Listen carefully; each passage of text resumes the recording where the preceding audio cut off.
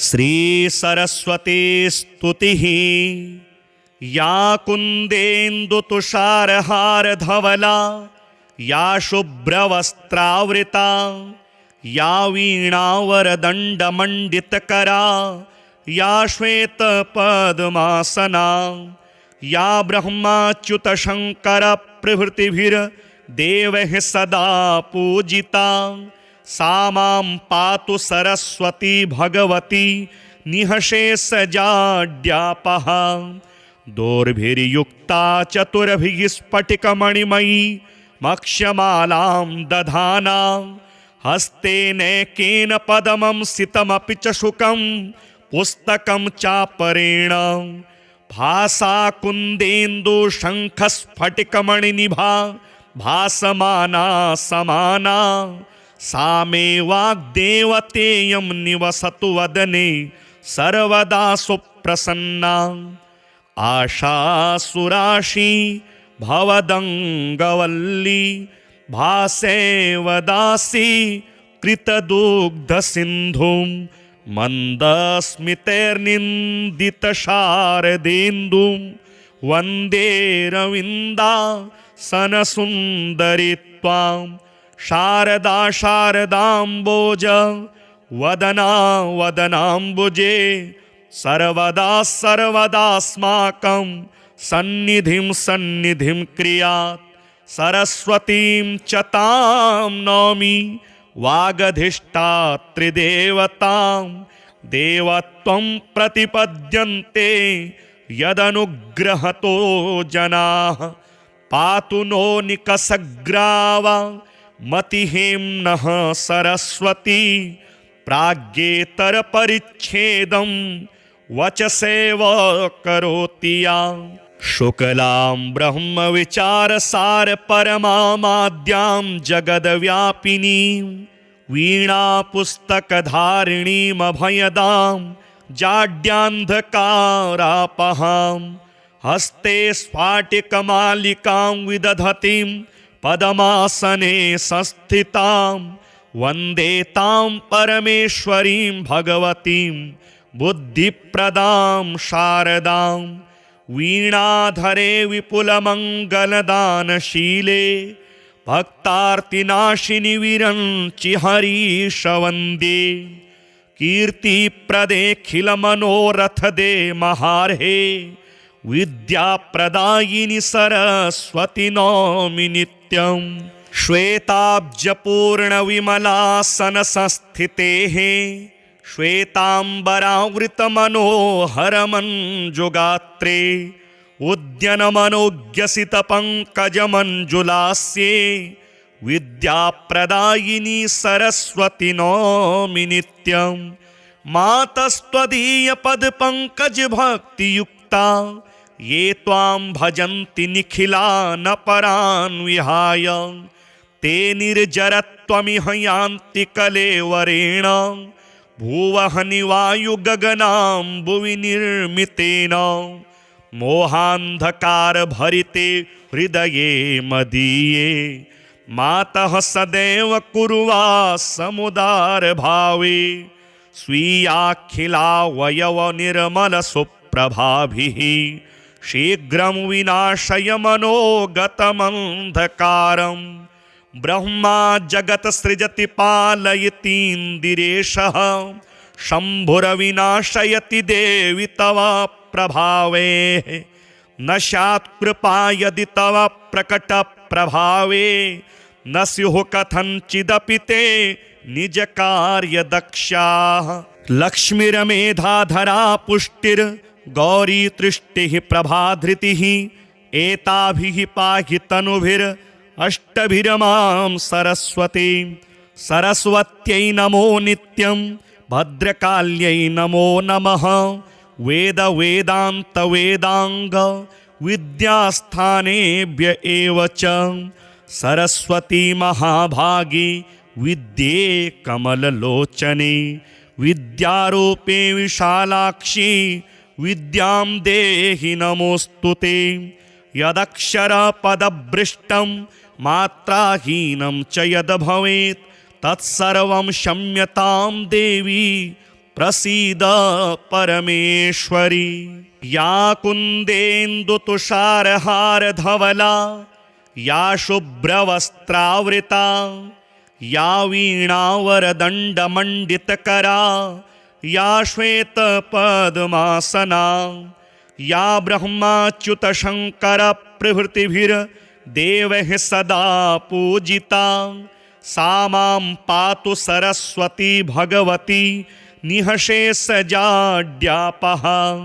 दोर्भिर्युक्ता चतुर्भिः स्फटिकमणिमयी मक्ष्यमालां दधाना हस्तेनैकेन पद्मं सितमपि च शुकं पुस्तकं चापरेण भासा कुन्देन्दुशङ्खस्फटिकमणिनिभा भासमाना समाना सा मे वाग्देवतेयं निवसतु वदने सर्वदा सुप्रसन्ना।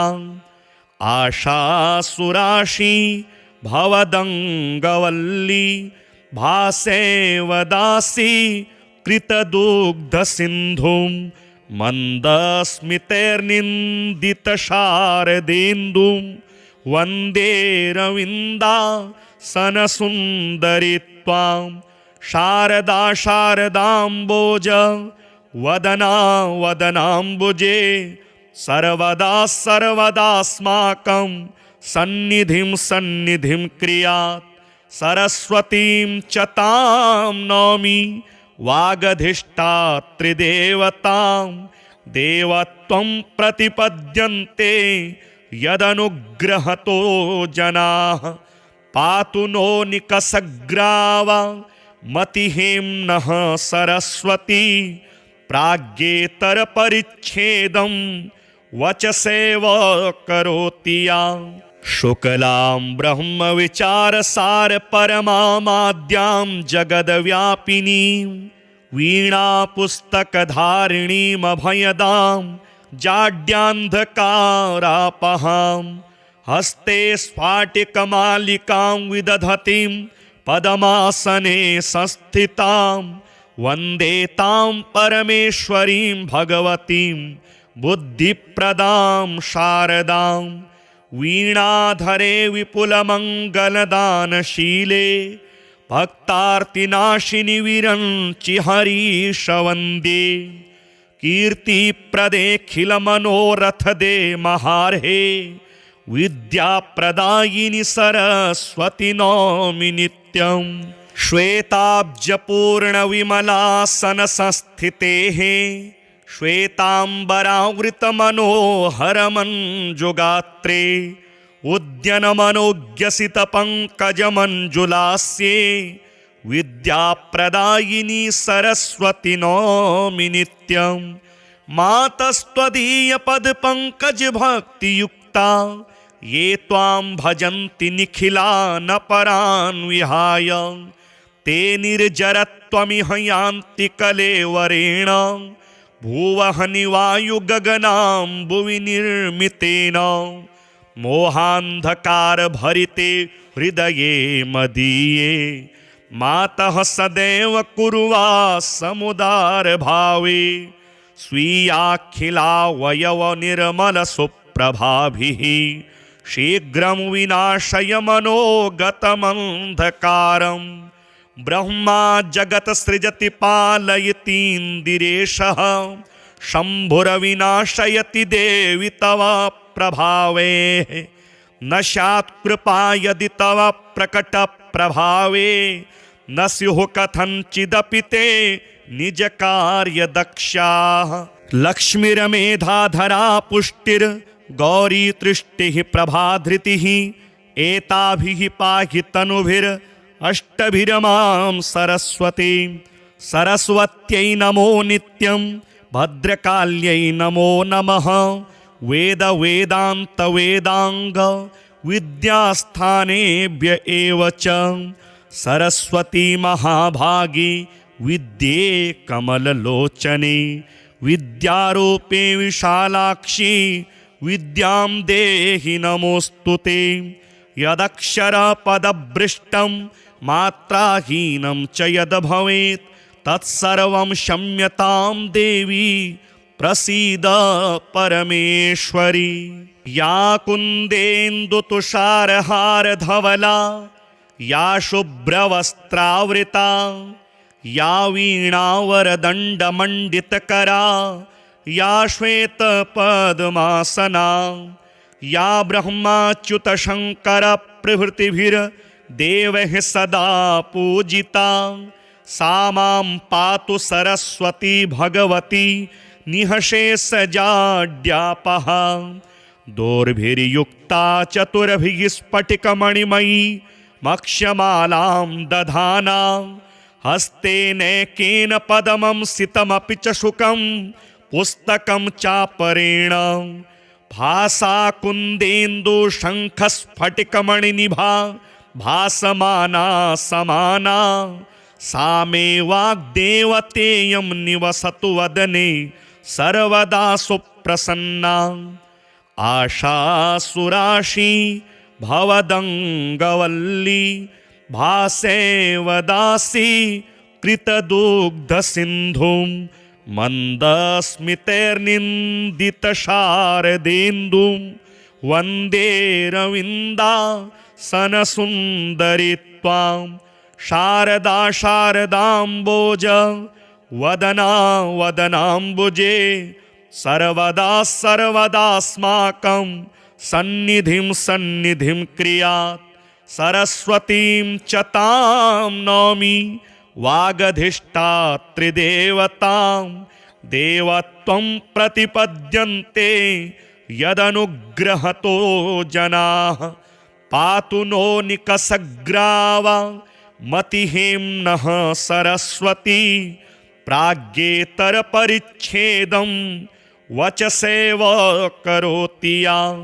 शुक्लां ब्रह्मविचारसारपरमामाद्यां जगद्व्यापिनीं वीणापुस्तकधारिणीमभयदां जाड्यान्धकारापहां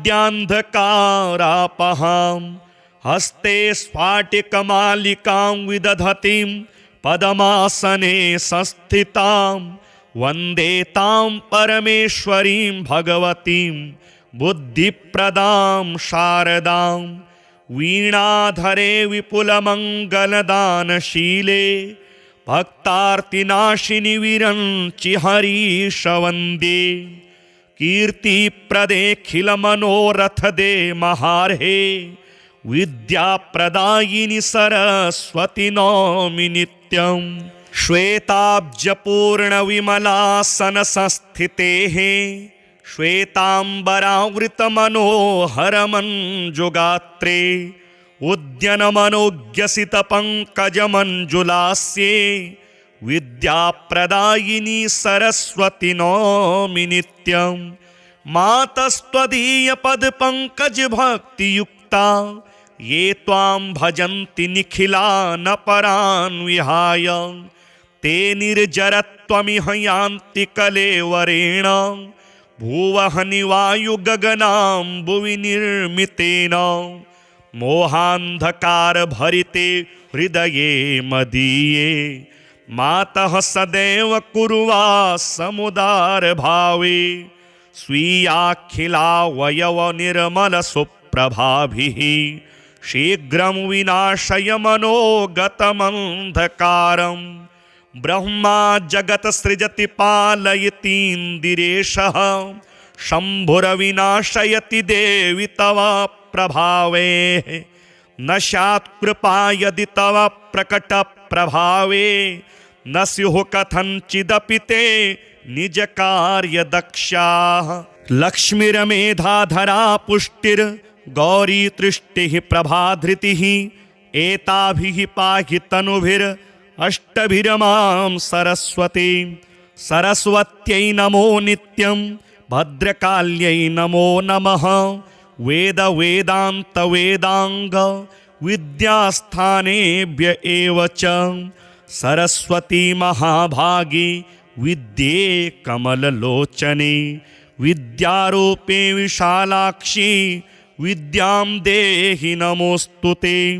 यदक्षरपदभ्रष्टं मात्राहीनं च यद् भवेत् तत्सर्वं क्षम्यतां देवी प्रसीद परमेश्वरी।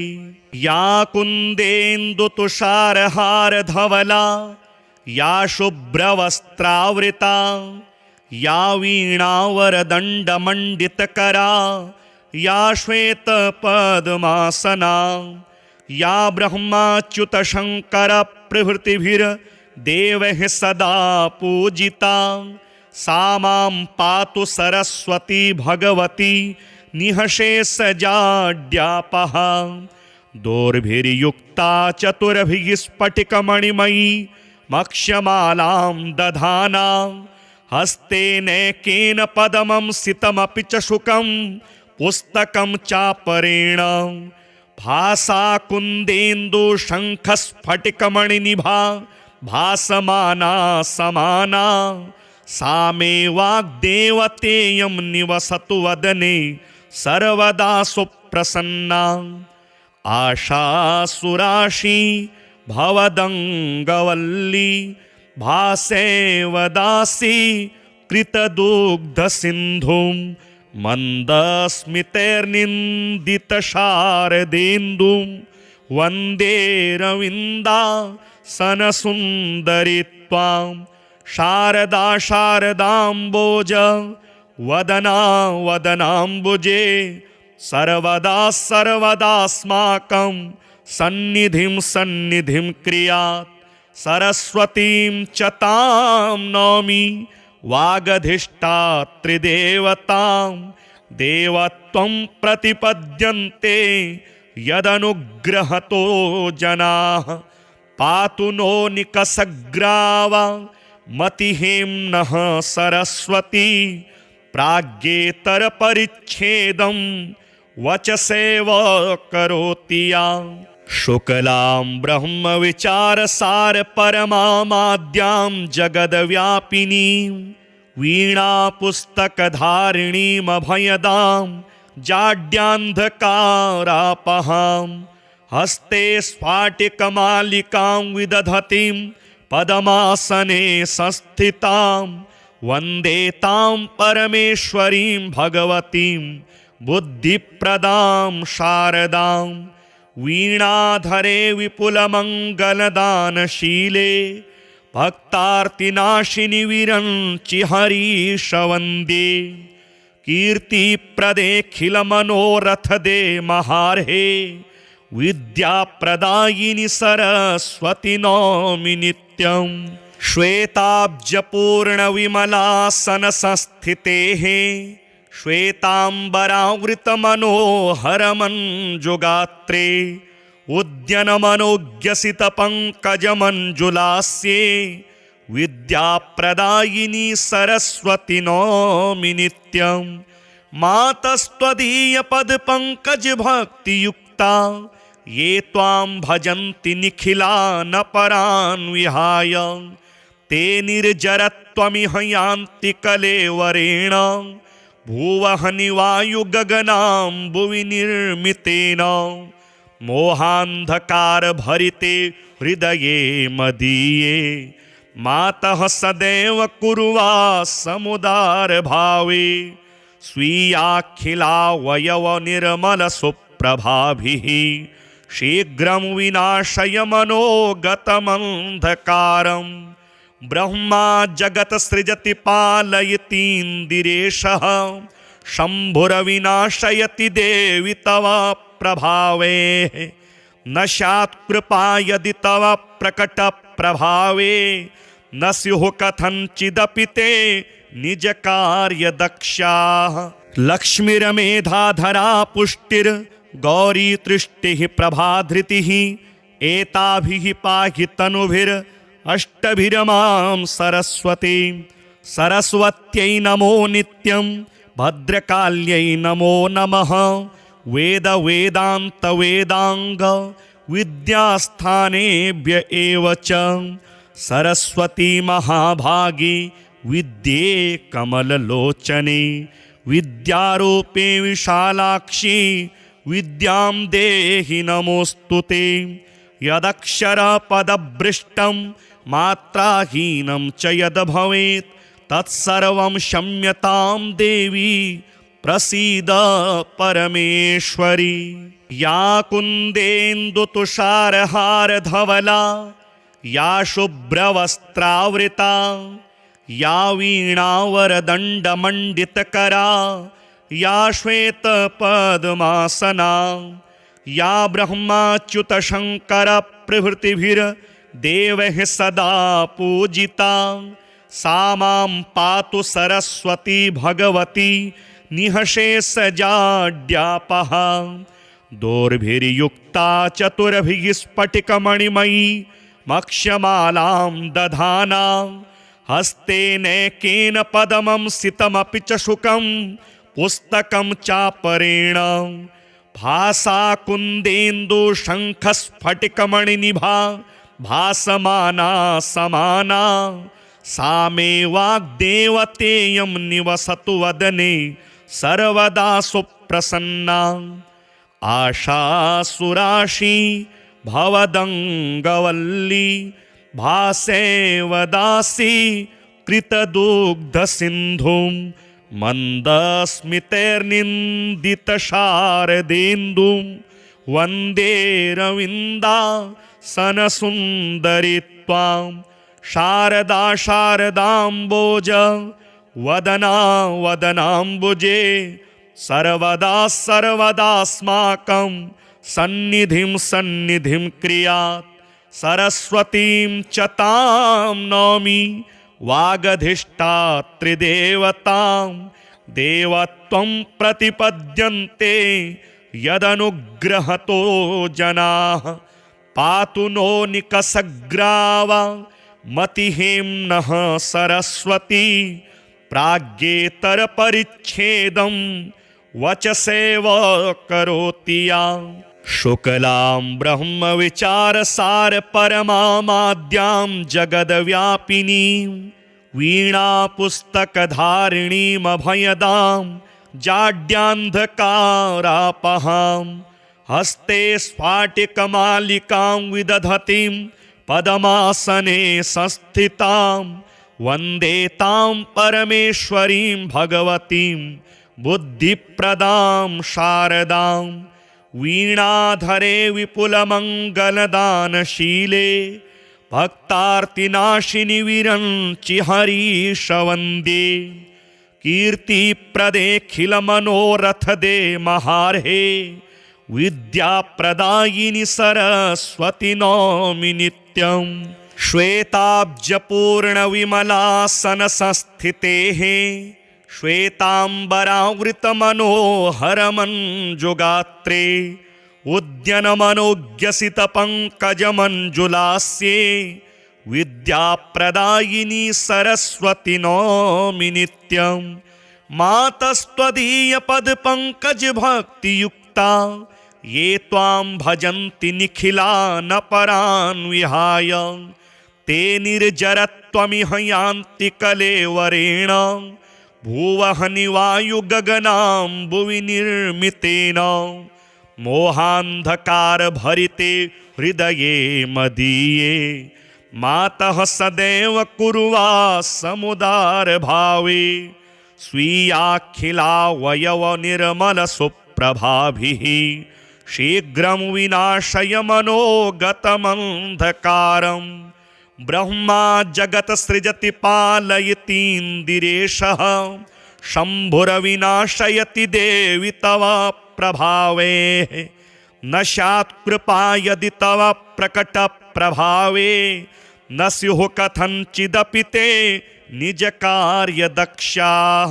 लक्ष्मीर्मेधाधरा पुष्टिर्गौरी तृष्टिः प्रभाधृतिः एताभिः पाहि तनुभिरष्टभिरमां सरस्वती। सरस्वत्यै नमो नित्यं भद्रकाल्यै नमो नमः। वेद वेदान्त वेदांग विद्यास्थानेभ्य एव च सरस्वती महाभागी विद्ये कमललोचने। विद्यारूपे विशालाक्षी विद्यां देहि नमोऽस्तुते।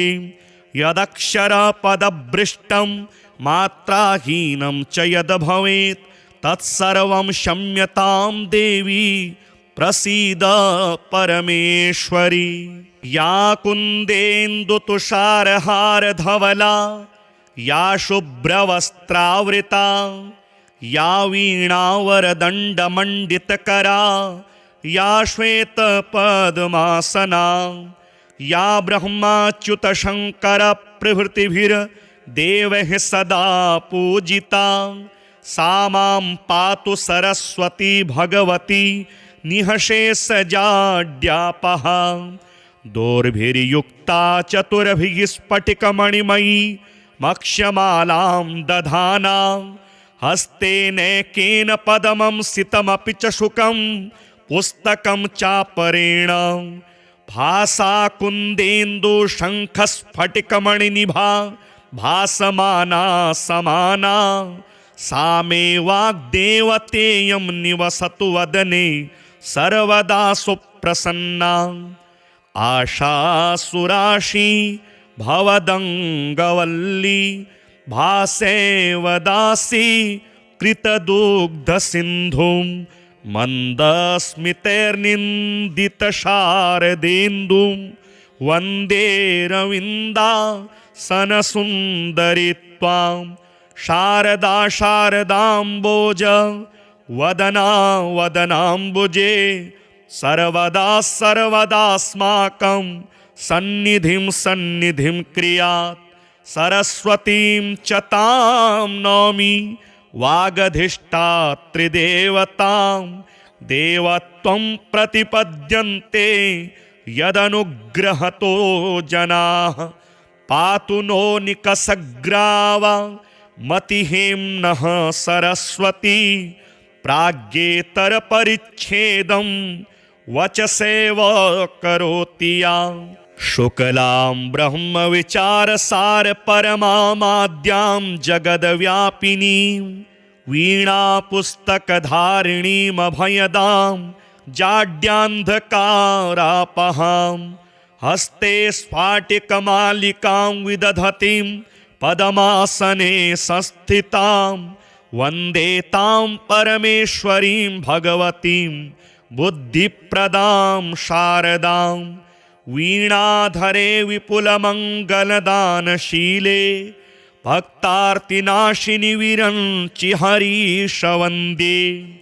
कीर्तिप्रदेऽखिलमनोरथदे महार्हे विद्याप्रदायिनि सरस्वति नौमि नित्यम्।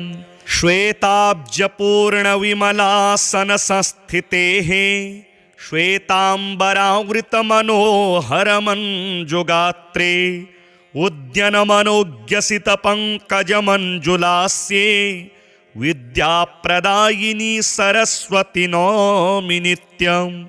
मातस्त्वदीयपदपङ्कजभक्तियुक्ता ये त्वां भजन्ति निखिलानपरान् विहाय ते निर्जरत्वमिह यान्ति कलेवरेण भुवहनिवायुगगनाम्बुवि निर्मितेन। मोहान्धकारभरिते हृदये मदीये मातः सदैव कुर्वासमुदारभावे स्वीयाखिलावयवनिर्मलसुप्रभाभिः शीघ्रं विनाशय मनोगतमन्धकारं। ब्रह्मा जगत् सृजति पालयतीन्द्रिरेशः शम्भुरविनाशयति देवि तव प्रभावे। न स्यात् कृपा यदि तव प्रकटप्रभावे न स्युः कथञ्चिदपि ते निजकार्यदक्षाः।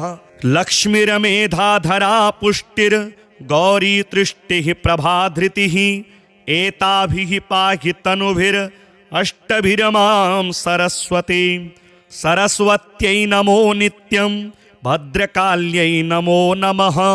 वेद वेदान्त वेदांग विद्यास्थानेभ्य एव च सरस्वती महाभागी विद्ये कमललोचने विद्यारूपे विशालाक्षी विद्यां देहि नमोऽस्तुते। यदक्षरपदभ्रष्टं मात्राहीनं च यद् भवेत् तत्सर्वं क्षम्यतां देवी प्रसीद परमेश्वरी। या कुन्देन्दुतुषारहारधवला या शुभ्रवस्त्रावृता या वीणावरदण्डमण्डितकरा या श्वेतपद्मासना या ब्रह्माच्युतशङ्करप्रभृतिभिर्देवैः सदा पूजिता सा मां पातु सरस्वती भगवती निःशेषजाड्यापः। दोर्भिर्युक्ता चतुर्भिः स्फटिकमणिमयी मक्ष्यमालां दधाना हस्तेनैकेन पद्मं सितमपि च शुकं पुस्तकं चापरेण भासा कुन्देन्दुशङ्खस्फटिकमणिनिभा भासमाना समाना सा मे वाग्देवतेयं निवसतु वदने सर्वदा सुप्रसन्ना। आशासुराशी भवदङ्गवल्ली भासेवदासी कृतदुग्धसिन्धुं मन्दस्मितैर्निन्दितशारदेन्दुं वन्दे रविन्दासनसुन्दरि त्वां। शारदा शारदाम्बोज वदना वदनाम्बुजे सर्वदा सर्वदास्माकं सन्निधिं सन्निधिं क्रियात्। सरस्वतीं च तां नौमि वागधिष्ठात्रिदेवतां देवत्वं प्रतिपद्यन्ते यदनुग्रहतो जनाः। पातु नो निकषग्रावा मतिहेम्नः सरस्वती प्राज्ञेतरपरिच्छेदं वचसेव करोति या। शुक्लां ब्रह्मविचारसारपरमामाद्यां जगद्व्यापिनीं वीणापुस्तकधारिणीमभयदां जाड्यान्धकारापहां हस्ते स्फाटिकमालिकां विदधतीं पद्मासने संस्थितां वन्दे तां परमेश्वरीं भगवतीं बुद्धिप्रदां शारदां। वीणाधरे विपुलमङ्गलदानशीले भक्तार्तिनाशिनि विरञ्चि हरीश वन्दे। कीर्तिप्रदेऽखिलमनोरथदे महार्हे विद्याप्रदायिनि सरस्वति नौमि नित्यं। श्वेताब्जपूर्णविमलासनसंस्थितेः श्वेताम्बरावृतमनोहरमञ्जुगात्रे उद्यनमनोज्ञसितपङ्कजमञ्जुलास्ये विद्याप्रदायिनि सरस्वति नौमि नित्यं। मातस्त्वदीयपदपङ्कजभक्तियुक्ता ये त्वां भजन्ति निखिलानपरान् विहाय ते निर्जरत्वमिह यान्ति कलेवरेण भुवहनि वायुगगनाम्बुवि निर्मितेन। मोहान्धकारभरिते हृदये मदीये मातः सदैव कुर्वासमुदारभावे स्वीयाखिलावयवनिर्मलसुप्रभाभिः शीघ्रं विनाशय मनोगतमन्धकारं। ब्रह्मा जगत्सृजति पालयतीन्द्रिरेशः शम्भुरविनाशयति देवि तव प्रभावे। न स्यात् कृपा यदि तव प्रकटप्रभावे न स्युः कथञ्चिदपि ते निजकार्यदक्षाः। लक्ष्मीर्मेधाधरा पुष्टिर्गौरी तृष्टिः प्रभाधृतिः एताभिः पाहि तनुभिरष्टभिरमां सरस्वती। सरस्वत्यै नमो नित्यं भद्रकाल्यै नमो नमः। वेद वेदान्त वेदांग विद्यास्थानेभ्य एव च सरस्वती महाभागी विद्ये कमललोचने विद्यारूपे विशालाक्षी विद्यां देहि नमोऽस्तुते। यदक्षरपदभ्रष्टं मात्राहीनं च यद् भवेत् तत्सर्वं क्षम्यतां देवी प्रसीद परमेश्वरी।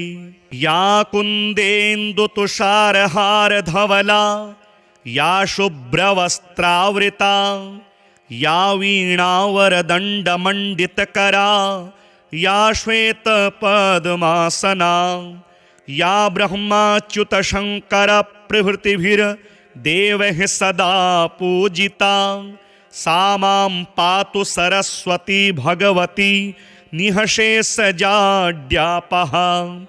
दोर्भिर्युक्ता चतुर्भिः स्फटिकमणिमयी मक्ष्यमालां दधाना हस्तेनैकेन पद्मं सितमपि च शुकं पुस्तकं चापरेण भासा कुन्देन्दुशङ्खस्फटिकमणिनिभा भासमाना समाना सा मे वाग्देवतेयं निवसतु वदने सर्वदा सुप्रसन्ना।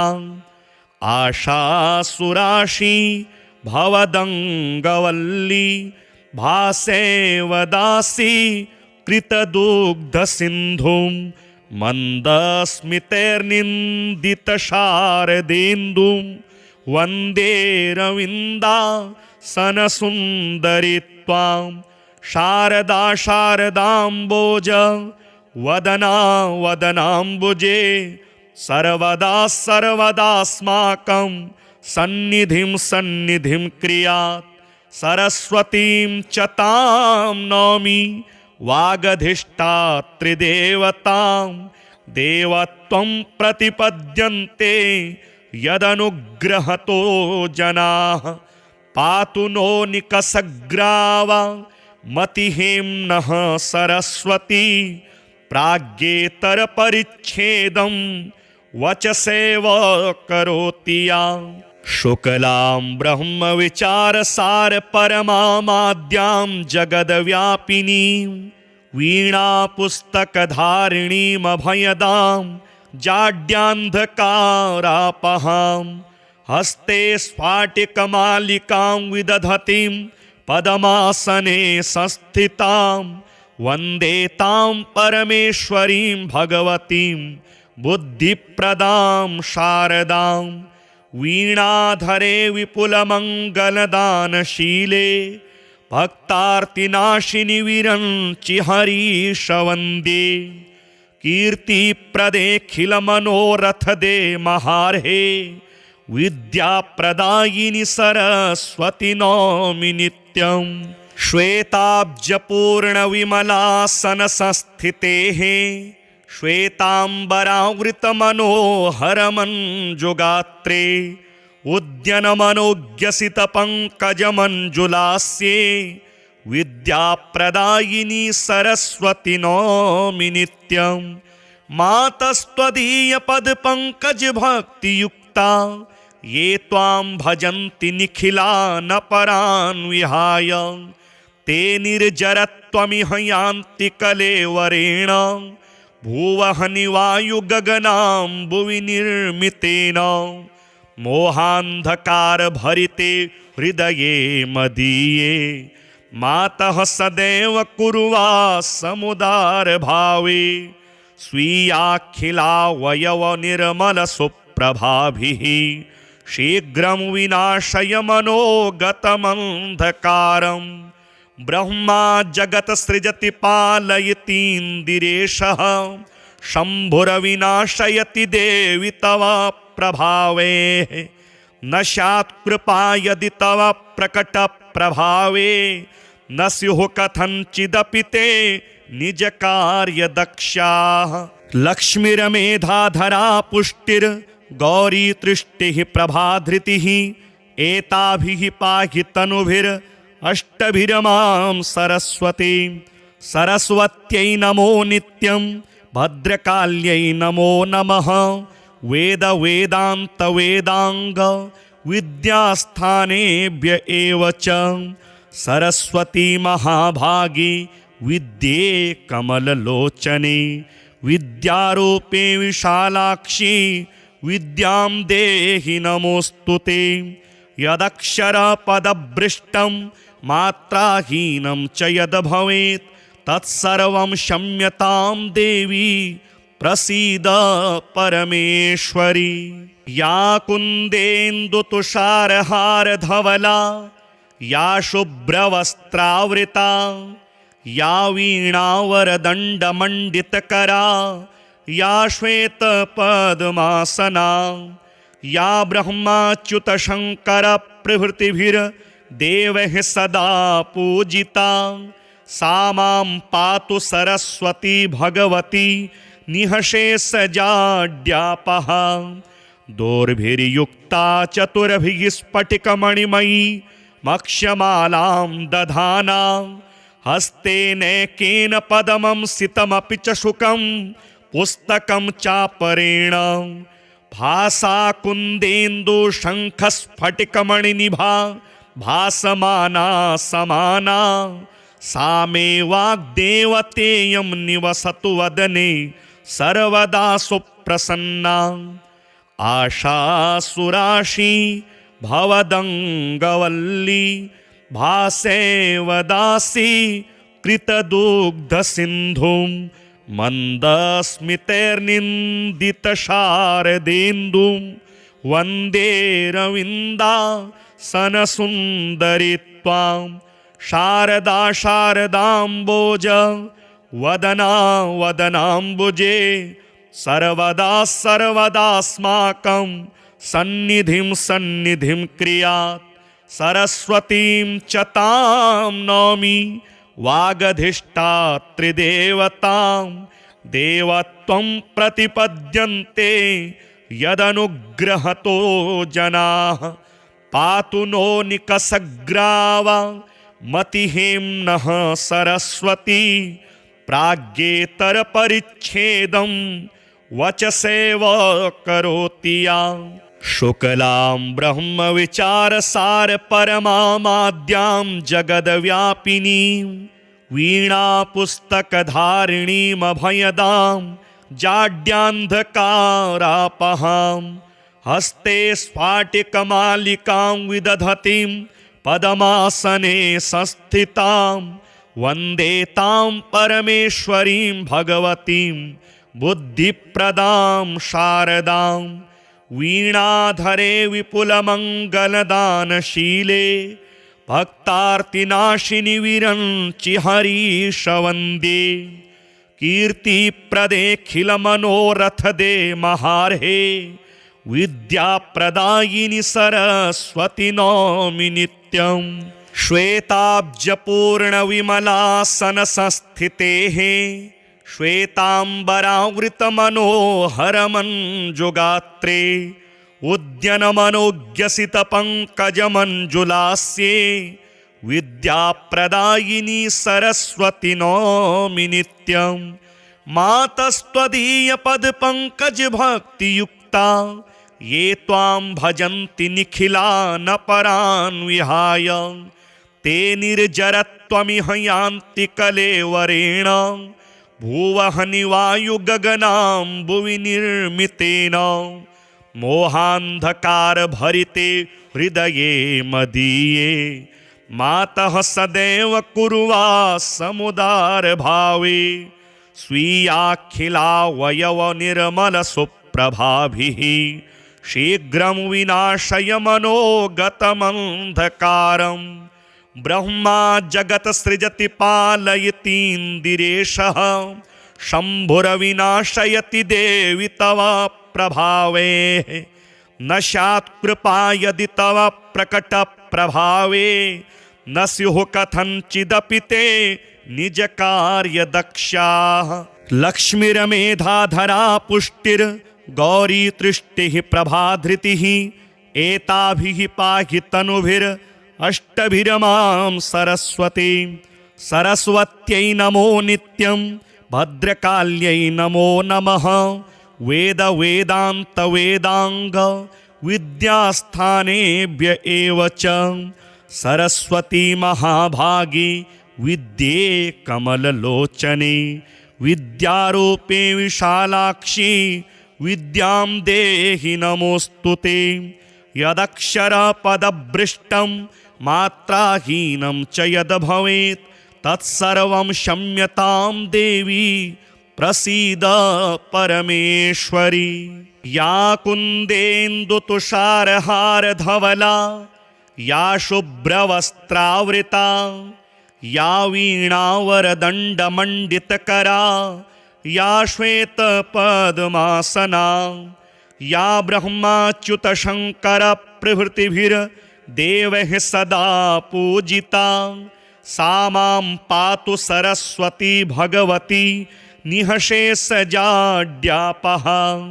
दोर्भिर्युक्ता चतुर्भिः स्फटिकमणिमयी मक्ष्यमालां दधाना हस्तेनैकेन पद्मं सितमपि च शुकं पुस्तकं चापरेण भासा कुन्देन्दुशङ्खस्फटिकमणिनिभा भासमाना समाना सा मे वाग्देवतेयं निवसतु वदने सर्वदा सुप्रसन्ना।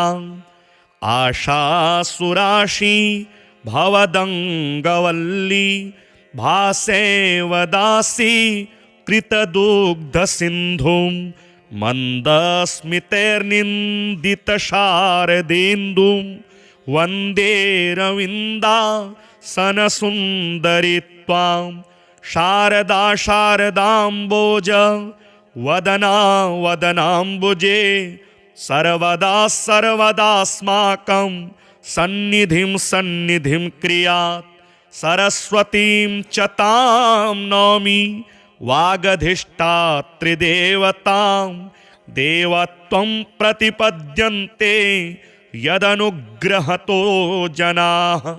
पातु नो निकषग्रावा मतिहेम्नः सरस्वती प्राज्ञेतरपरिच्छेदं वचसेव करोति या। शुक्लां ब्रह्मविचारसारपरमामाद्यां जगद्व्यापिनीं वीणापुस्तकधारिणीमभयदां जाड्यान्धकारापहां हस्ते स्फाटिकमालिकां विदधतीं पद्मासने संस्थितां वन्दे तां परमेश्वरीं भगवतीं बुद्धिप्रदां शारदां। वीणाधरे विपुलमङ्गलदानशीले भक्तार्तिनाशिनि विरञ्चि हरीश वन्दे। कीर्तिप्रदेऽखिलमनोरथदे महार्हे विद्याप्रदायिनि सरस्वति नौमि नित्यं।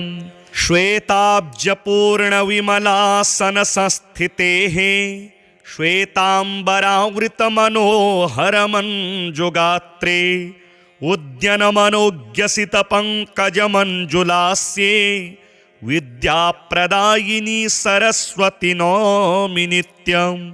मातस्त्वदीयपदपङ्कजभक्तियुक्ता ये त्वां भजन्ति निखिलानपरान् विहाय ते निर्जरत्वमिह यान्ति कलेवरेण भुवहनिवायुगगनाम्बुवि निर्मितेन।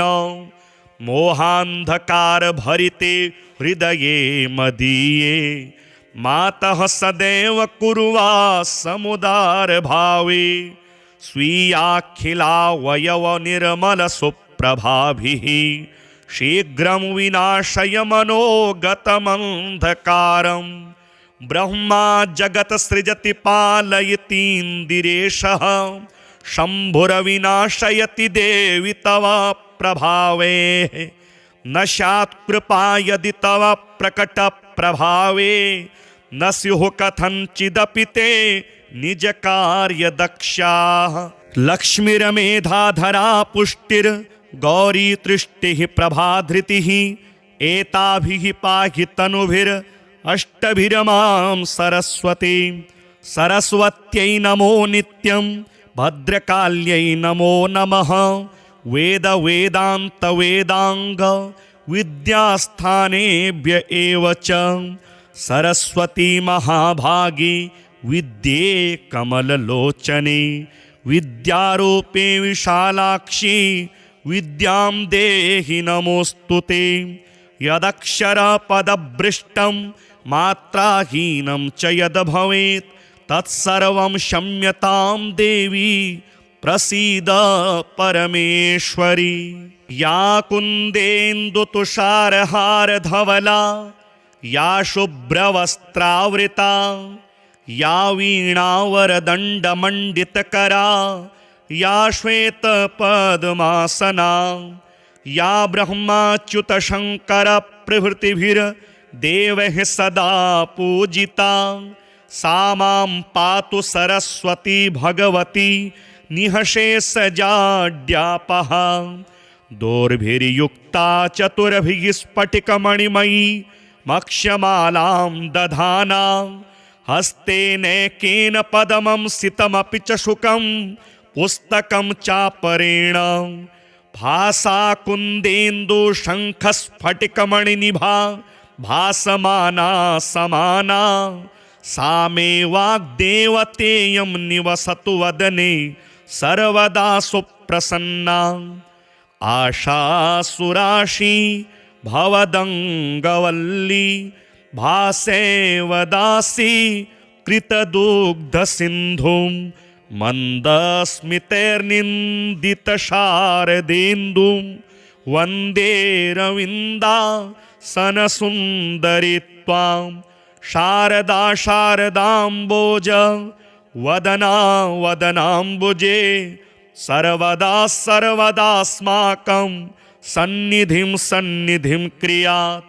सरस्वतीं च तां नौमि वागधिष्ठात्रिदेवतां देवत्वं प्रतिपद्यन्ते यदनुग्रहतो जनाः। पातु नो निकषग्रावा मतिहेम्नः सरस्वती प्राज्ञेतरपरिच्छेदं वचसेव करोति या। शुक्लां ब्रह्मविचारसार परमामाद्यां जगद्व्यापिनीं वीणापुस्तकधारिणीमभयदां जाड्यान्धकारापहां हस्ते स्फाटिकमालिकां विदधतीं पद्मासने संस्थितां वन्दे तां परमेश्वरीं भगवतीं बुद्धिप्रदां शारदां। वीणाधरे विपुलमङ्गलदानशीले भक्तार्तिनाशिनि विरञ्चि हरीश वन्दे कीर्तिप्रदेऽखिलमनोरथदे महार्हे विद्याप्रदायिनि सरस्वति नौमि नित्यं। श्वेताब्जपूर्णविमलासनसंस्थितेः श्वेताम्बरावृतमनोहरमञ्जुगात्रे उद्यनमनोज्ञसितपङ्कजमञ्जुलास्ये विद्याप्रदायिनि सरस्वति नौमि नित्यं।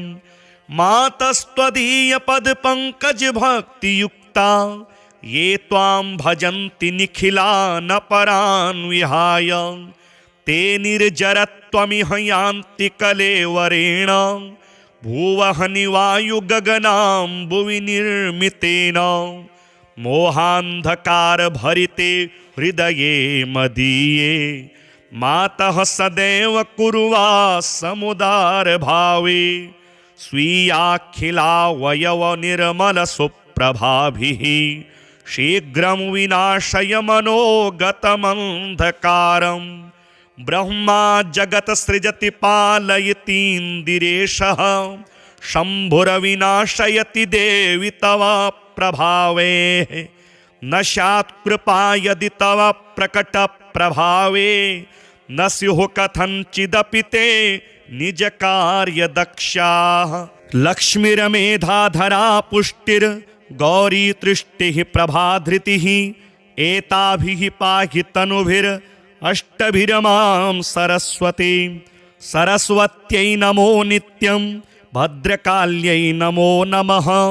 वेद वेदान्त वेदांग विद्यास्थानेभ्य एव च सरस्वती महाभागी विद्ये कमललोचने विद्यारूपे विशालाक्षी विद्यां देहि नमोऽस्तुते। यदक्षरपदभ्रष्टं मात्राहीनं च यद् भवेत् तत्सर्वं क्षम्यतां देवी प्रसीद परमेश्वरी।